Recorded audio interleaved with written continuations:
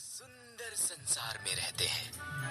आपके इर्द गिर्द अद्भुत वस्तुओं को देखें। आओ हम आरंभ में चलें और देखें कि बाइस के बारे में क्या बताती है कि ये कैसे आरंभ हुआ।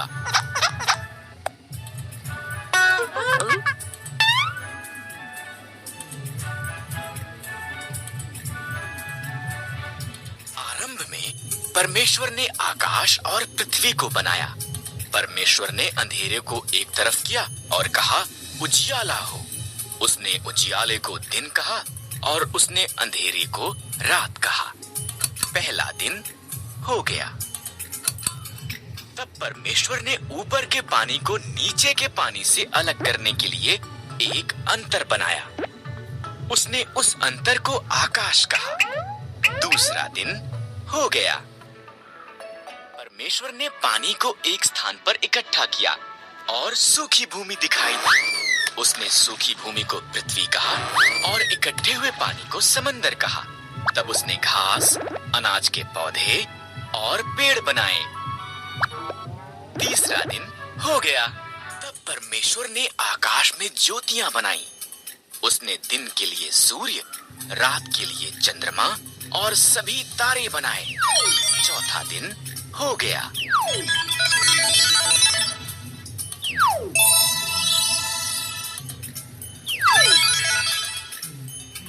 परमेश्वर ने पानी में तैरने के लिए मछलियां और आकाश में उड़ने के लिए पंछी बनाए। फलों फूलों उसने उनसे कहा संसार को संगीत और पानी में चिपचिपाने की आवाजों से भर दो। पांचवा दिन हो गया। इसके बाद परमेश्वर ने जानवर बनाए। उसने खेतों के जानवर, जंगली जानवर और जानवर जो भूमि पर रेंगते हैं को बनाया। अभी केवल एक और चीज बनानी है। परमेश्वर ने कहा सब चीजों से विशेष अभी केवल एक और चीज बनानी है। इस तरह परमेश्वर ने आदमी और औरत को उसके स्वरूप में बनाया। फलों फूलों उसने कहा संसार पर अधिकार रखो। मछलियों, पंछियों और जानवरों की देखभाल करो। छठवां दिन हो गया।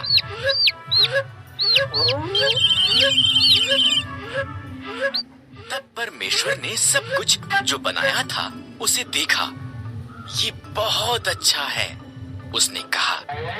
इस तरह सातवां दिन उसने विश्राम किया और उस दिन को विशेष बनाया। सातवां दिन हो गया। पहले आदमी और औरत, आदम और हव्वा एक सुंदर बाग में रहते थे जो परमेश्वर ने उनके लिए बनाया था। पर शैतान एक धूर्त सांप की तरह आया और आदम और हव्वा की परीक्षा ली। क्या परमेश्वर ने तुमको सही में कहा इन पेड़ों के फलों को मत खाओ? सांप ने हव्वा से पूछा। केवल बीज वाले पेड़ से? हव्वा ने जवाब दिया अगर हम इससे फल खाएं तो हम मर जाएंगे।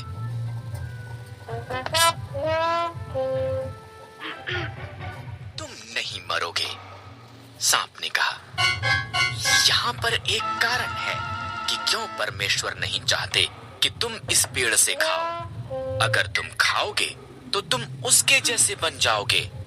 जो वो जानता है तुम भी जानोगे। हव्वा ने फल खा लिया। उसने कुछ आदम को भी दिया जो उसके साथ था। उसने भी इसे खाया और एकदम से उन्होंने वो जाना जो उन्होंने पहले कभी नहीं जाना था।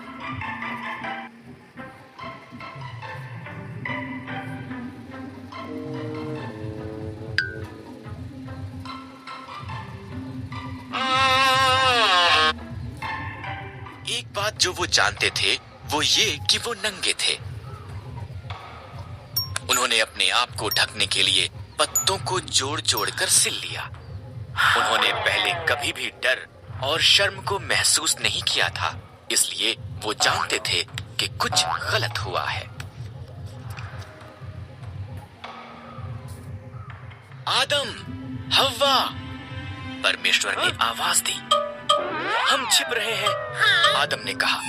हम नंगे हैं। तुम इसलिए ये जानते हो क्योंकि तुमने उस पेड़ से खा लिया है। परमेश्वर ने गहरी सांस ली। तब आदम ने हव्वा को दोष दिया और हव्वा ने सांप को दोष दिया। परमेश्वर ने कहा, सांप, तू पेट के बल चलेगा, एक स्त्री का पुत्र तुझे हराएगा। हव्वा, संतान पैदा करना कठिन होगा। आदम, अन्न उगाना मुश्किल होगा।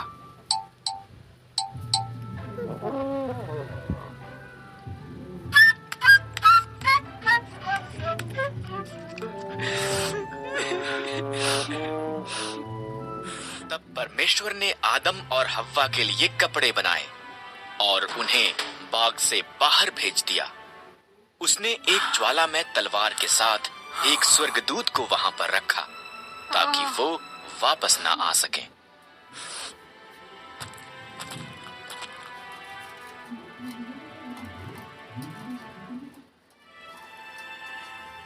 पर उन्होंने इतना ज्यादा पाप किया कि परमेश्वर को दुख हुआ कि उसने उन्हें बनाया था। उसने पृथ्वी पर से हर एक को मिटाने के लिए एक जल प्रलय भेजने का निर्णय किया।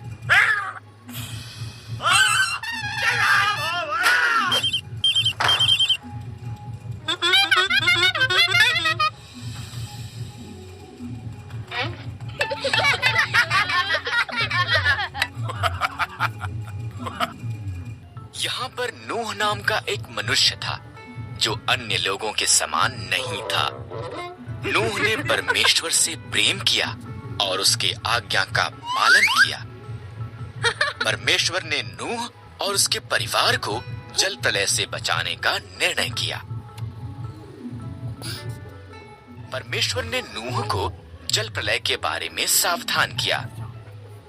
उसने उसे एक नीची छत, 3 कोठरियों, एक खिड़की और एक द्वार के साथ एक विशाल जहाज बनाने को कहा।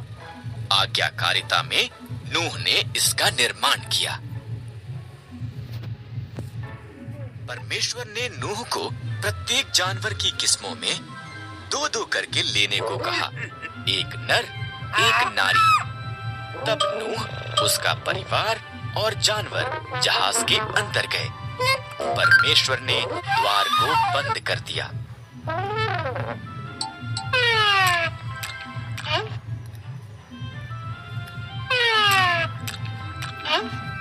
चालीस दिन और 40 रात तक बारिश आती रही।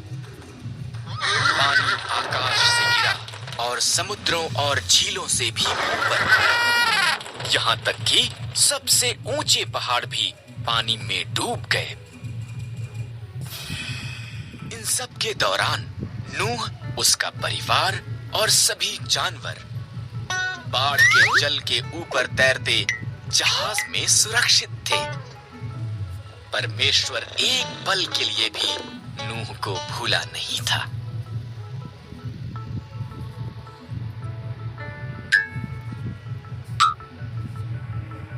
परमेश्वर ने हवा चलाई, पानी सूखने लगा। जहाज अरारात पहाड़ पर ठहर गया। नूह ने एक कबूतरी को भेजा। जब वो वापस नहीं आई तो वो जान गया कि अब सब सुरक्षित थे। जब पृथ्वी सूख गई, परमेश्वर ने उन्हें बाहर आने के लिए कहा।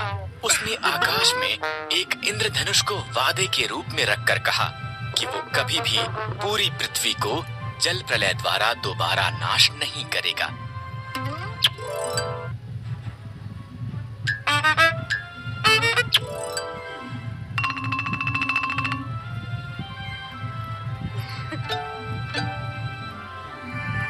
हारान में रहता था अब्राहम। परमेश्वर ने कहा, मैं चाहता हूं कि तू हारान को छोड़े और किसी और देश में जाए। परमेश्वर ने अब्राहम को ये नहीं बताया कि हारान कहां पर था। मुझ पर भरोसा कर, परमेश्वर ने कहा। ये कर, परमेश्वर ने कहा, और तेरी संतान एक बड़ी जाति बन जाएगी। कैसे? अब्राहम को आश्चर्य हुआ। उसकी पत्नी सारा बच्चे पैदा करने के लिए बहुत बूढ़ी थी। मुझ पर भरोसा कर, परमेश्वर ने कहा।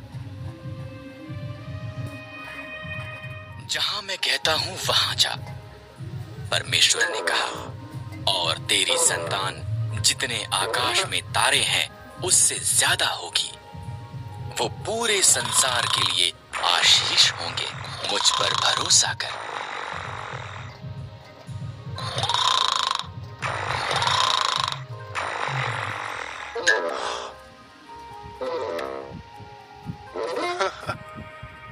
अब्राहम ने परमेश्वर पर भरोसा किया। उसने सारा, उसके भतीजे लूत और सब कुछ जो उसका था उसे लिया। वो वहां गया जहां परमेश्वर ने उसे जाने के लिए कहा था। वो कनान के देश में गया।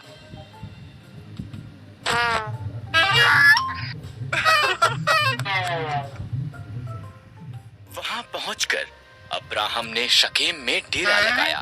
परमेश्वर उसको प्रकट हुआ। मैं ये भूमि तुझे और तेरी संतान को दूंगा, परमेश्वर ने कहा। अब्राहम ने परमेश्वर के लिए वहां एक वेदी बनाई।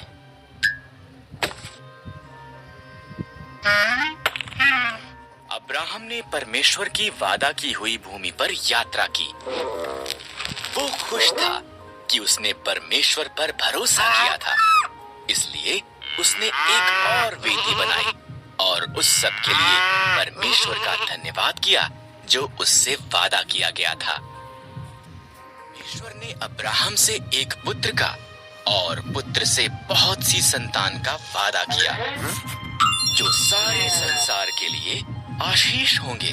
पर अब्राहम और उसकी पत्नी सारा बच्चे पैदा करने के लिए बहुत बूढ़े थे। 20 साल बीत गए। अभी भी अब्राहम ने परमेश्वर के वादे पर भरोसा किया। जब वो 100 साल का था और सारा 90 साल की थी, परमेश्वर ने उन्हें अपना वादा याद कराया। सारा एक बालक को जन्म देगी। जब उनका पुत्र पैदा हुआ, सारा इतनी प्रसन्न हुई कि वो प्रफुल्लित हुई। परमेश्वर ने मुझे प्रफुल्लित किया है, उसने कहा। इसलिए उन्होंने उसका नाम इसहाक रखा, जिसका अर्थ है वो हंसता है। जब इसहाक एक छोटा लड़का था, परमेश्वर ने अब्राहम को उसके पुत्र को मोरिय्याह पर्वत पर ले जाकर उसकी बलि देने को कहा। परमेश्वर इस तरह अब्राहम की परीक्षा ले रहा था।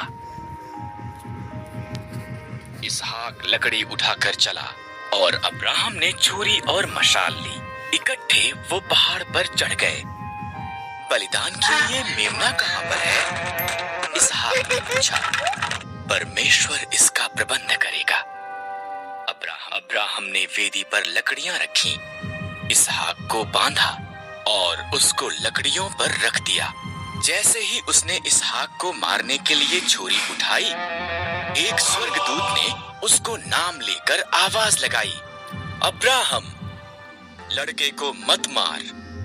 स्वर्गदूत ने कहा, परमेश्वर जानता है कि तू उसके वादे पर भरोसा करता है। उधर झाड़ियों में देख, एक मेंढा अपने सींगों से झाड़ियों में फंसा हुआ है। इसके बदले उसे बलिदान कर।